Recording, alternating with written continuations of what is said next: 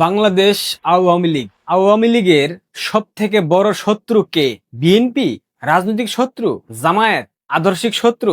না, শুধুমাত্র বিএনপি এবং জামায়াত আওয়ামী লীগের শত্রু না।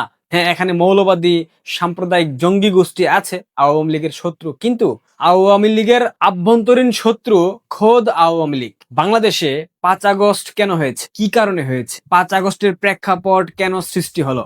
কেন আওয়ামী লীগ গুজব প্রতিরোধ করতে পারেনি? কেন আওয়ামী লীগ ন্যারেটিভ প্রতিষ্ঠা করতে পারেনি? কেন আওয়ামী লীগ 26 লক্ষ ভারতীয় তত্ত্বের এই যে গুজব, এটাকে জনগণের কাছে পৌঁছে দিতে পারেনি? কেন বাংলাদেশ আওয়ামী লীগের বিরুদ্ধে প্রচারিত সকল অর্থ পাচারের অভিযোগ, এটার যে সত্যতা নেই, এটা যে মিথ্যা, বাংলাদেশের সকল পর্যায়ের মানুষের কাছে পৌঁছে দিতে পারেনি? এই প্রশ্নগুলোর উত্তর খুঁজে বের করেন, তাহলে বুঝে যাবেন আওয়ামী লীগের অনলাইনে কি পরিমাণ অবস্থান ছিল এবং আওয়ামী লীগের শত্রু আদৌ কারা কারা ছিল।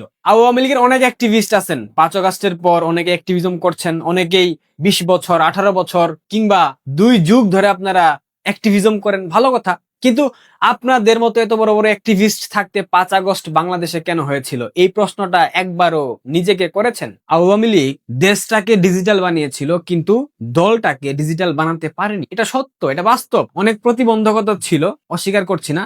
এখানে আমার দায় আছে, আপনার দায় আছে, তাদের দায় আছে, সবার দায় আছে। একক বঙ্গবন্ধু কন্যার উপর সবকিছু নির্ভরশীল ছিল, কেউ তাদের দায়িত্ব ঠিকঠাক পালন করতো না। যদি করতো তবে 5 আগস্ট বাংলাদেশে কখনোই হতো না। গুজবের কাউন্টার দেওয়া যেত, গুজবের বিরুদ্ধে সঠিক তথ্যপাত্য বিশ্লেষণ করে নেগেটিভ প্রতিষ্ঠা করা যেত, কিন্তু সেটা আমরা পারি না। আমরা সর্বোপরি ব্যর্থ হয়েছি, বিদায় বাংলাদেশে 5 আগস্ট হয়েছে। যদি আমরা সর্বোপরি ব্যর্থ না হতাম, সেক্ষেত্রে সেনাবাহিনী, ডিপ স্টেট, হোয়াটএভার, জামাত বিএনপি যাই থাকুক না কেন, বাংলাদেশের মানুষকে যদি আমরা বোঝাতে সক্ষম হতাম এটা জঙ্গিদের আন্দোলন, এটা জামাত শিবিরের আন্দোলন, এটা মৌলবাদীদের আন্দোলন, এটা পশ্চিমা সাম্রাজ্যবাদী শক্তির আন্দোলন, তবে বাংলাদেশের মানুষ কখনোই মাঠে নামতো না। অনেকেই ভুল বুঝে মাঠে নেমেছে, কিন্তু ওই যে আমাদের গুজবের কাউন্টার দেওয়ার মতো সক্ষমতা ছিল না। ঢাকা বিশ্ববিদ্যালয়ে গণকবর হচ্ছে, এখানে লাশ পড়ছে, ওইখানে হত্যা করা হচ্ছে, এই ধরনের গুজব প্রতিনিয়ত জুলাই আগস্টের সেই আন্দোলন চলাকালীন হয়েছে।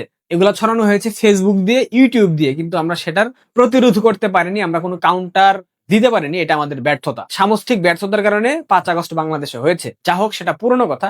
কিন্তু নতুন করে হঠাৎ অনলাইন আবার উত্তাল, যেখানে আমাদের অ্যাক্টিভিস্ট যারা আছেন তাদের উচিত জামাত বিএনপির বিভিন্ন মিথ্যাচারের জবাব দেওয়া, যেখানে আমাদের উচিত ইউনূসের উপদেষ্টা পরিষদের অপকর্ম জাতির সামনে তুলে ধরা, প্রতিদিন হামে শিশু মারা যাচ্ছে সেটা জাতির সামনে তুলে ধরা, বাংলাদেশ জঙ্গিবাদের একটা অভয়ারণ্য হয়ে গেছে সেটা জাতির সামনে তুলে ধরা। চট্টগ্রামে দেখলাম জঙ্গল সলিমপুর একটা এলাকায়, সেখানে সশস্ত্র বাহিনীর অর্থাৎ পুলিশ এবং র্যাবের যে অস্থায়ী ক্যাম্প ছিল সেটা বুলডোজার দিয়ে এবং অত্যাধুনিক অস্ত্র AK-47 এর মতো অস্ত্র দিয়ে ঘুরিয়ে দিয়েছে অস্থায়ী ক্যাম্প। সেখানকার এক সশস্ত্র সন্ত্রাসী গোষ্ঠী আছে যার নাম ইয়াসিন বাহিনী। ইয়াসিন বাহিনীর প্রত্যক্ষ তত্ত্বাবধানে পুলিশ এবং র্যাবের অস্থায়ী ক্যাম্প ঘুরিয়ে দেওয়া হয়েছে। বাংলাদেশের কতগুলো গণমাধ্যমে সংবাদ প্রকাশ হয়েছে।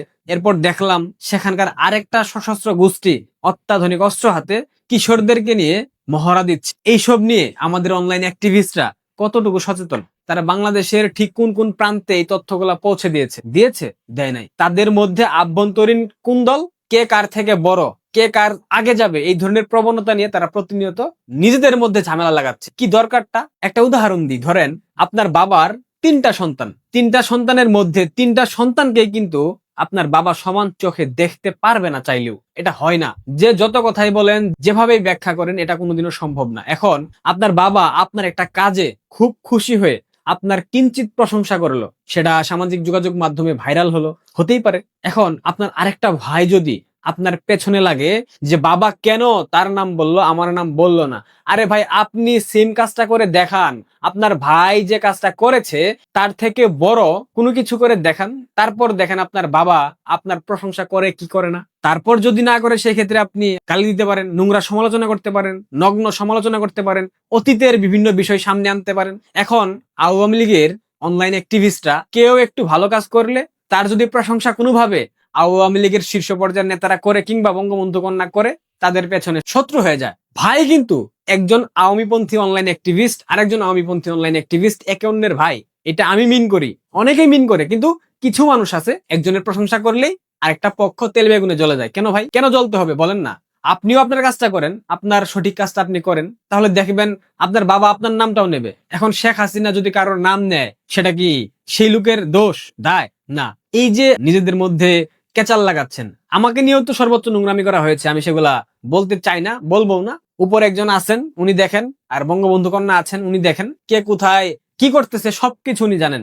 আপনারা যদি ভেবে থাকেন বঙ্গবন্ধু কন্যা আপনাদের সার্ভ করা তথ্য উপাত্ত দিয়ে সিদ্ধান্ত নেন কিংবা উনি দেখেন, এটা ভুল ভাবছেন। উনার অনেক উইংস আছে যেগুলো আপনারা কখনো কল্পনাও করতে পারবেন না। সেই সব উইংস এর মাধ্যমে উনি তথ্য উপাত্ত পান, কে কি করে A to Z উনি জানেন। সুতরাং উনি কাউকে নিয়ে বললে সেটাতে ঈর্ষান্বিত না হয়ে নিজের কাজটা ঠিকঠাক করেন, দেখবেন আপনার অবস্থান অটোমেটিক হয়ে গেছে। এখন কেউ যদি নিজস্ব যোগ্যতায়, তার নিজস্ব মেধা, প্রজ্ঞা, বিচক্ষণতা, পড়াশোনা, তথ্য, তার বিশ্লেষণ, তার বাচন ভঙ্গি, তার লেখার হাত, সবকিছু দিয়ে এগিয়ে যেতে চায়, তাকে তো উচিত আপনাদের এগিয়ে দেওয়া, তাকে অ্যাপ্রিসিয়েট করা, উচিত কিনা? কারণ সে আপনার ভাই।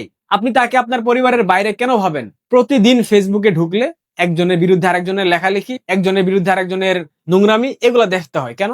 মানে এখন তো আমাদের যুদ্ধ, এটা তো আমাদের দেশ রক্ষার যুদ্ধ ভাই। এখানে নিজেদের মধ্যে লড়াই কেন করছেন? এখন আমাদের দেশটা মৌলবাদীদের খপ্পরে, আমাদের দেশটা সন্ত্রাসীদের খপ্পরে, আমাদের দেশটা স্বাধীনতা বিরোধী শক্তির খপ্পরে। তাদের থেকে আমাদের দেশটাকে উদ্ধার করতে হবে।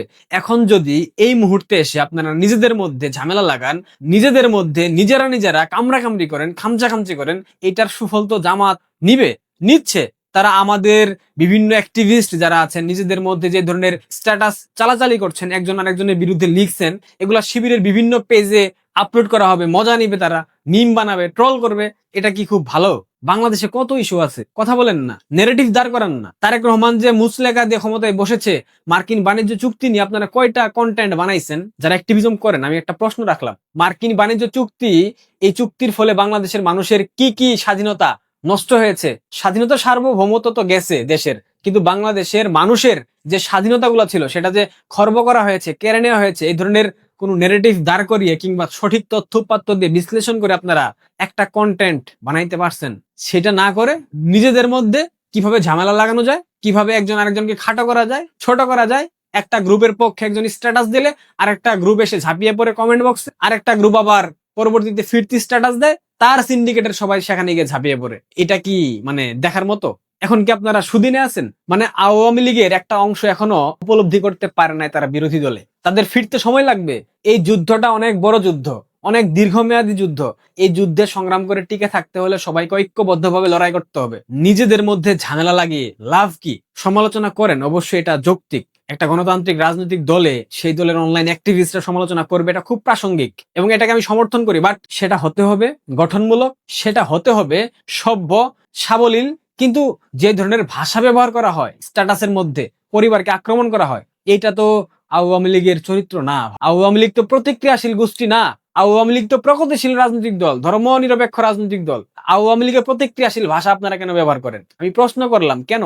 আমি জানি এই ভিডিও দেখার পর একটা শ্রেণী আমাকে নিয়েও লেখালেখি শুরু করবে এবং নোংরা ভাবে লিখবে, কারণ এটা আমার অভ্যাস হয়ে গেছে। এখন আমাকে নিয়ে মাঝে মধ্যেই লেখালেখি করা হয়, জঘন্য ভাবে সমালোচনা করা হয়, জঘন্য ভাষায় লেখা হয়, পরিবার তুলে লেখা হয়। বাট আমি এসবে কেয়ার করি না, কারণ আমি জানি আমি কি করছি, আমি জানি আমি ভালো করছি না মন্দ করছি। সো কে কি বললো সেটা আমার দেখার বিষয় না। আমি জানি আমি কেমন, আমার উপরওয়ালা জানে কেমন, আমি জানি আমি কেমন। সুতরাং কে আমাকে কি মিন করলো, আমাকে নিয়ে কি লিখলো, ওগুলো আমি দেখি না, আমি পড়ি না। আপনাদের সবার কাছে, সবার প্রতি একটা ছোট ভাই হিসাবে, একজন ছোট্ট মানুষ হিসাবে, একজন ছোট্ট অ্যাক্টিভিস্ট হিসাবে আহ্বান থাকবে, দয়া করে নিজেদের মধ্যে এই যে ক্যাচাল, এই যে দ্বন্দ্ব, এই যে ইগোর লড়াই, এগুলো বন্ধ করেন। এখন ইগো দেখানোর সময় না, এখন আমাদের যুদ্ধের সময়। এই যুদ্ধে জিততে হলে আমাদের সবাইকে এক হয়ে লড়তে হবে, এক হয়ে নেগেটিভ দাঁড় করাতে হবে। আমাদের অনলাইনে যতগুলা অ্যাক্টিভিস্ট আছেন সবাই মোটামুটি অনেক জনপ্রিয়, সবার গ্রহণযোগ্যতা আছে, সবার একটা পছন্দের শ্রেণী আছে যারা তাদেরকে অনুসরণ করে, অনুকরণ করে। তো আমরা সবাই মিলে যদি একটা গুজবের বিরুদ্ধে কাউন্টার দাঁড় করাই, I think Jamaat, BNP, NCP, whatever, কেউ আমাদের সাথে অনলাইনে টিকতে পারবে না, এটুক বিশ্বাস আমি করি। সুতরাং ছোট ভাই হিসাবে এইটুকু আপনাদের প্রতি আহ্বান থাকবে, আপনারা ভেবে দেখবেন। ভালো থাকবেন, পারলে ভিডিওটা সবাই শেয়ার করবেন, সাবস্ক্রাইব করবেন, লাইক কমেন্টস করবেন। ধন্যবাদ।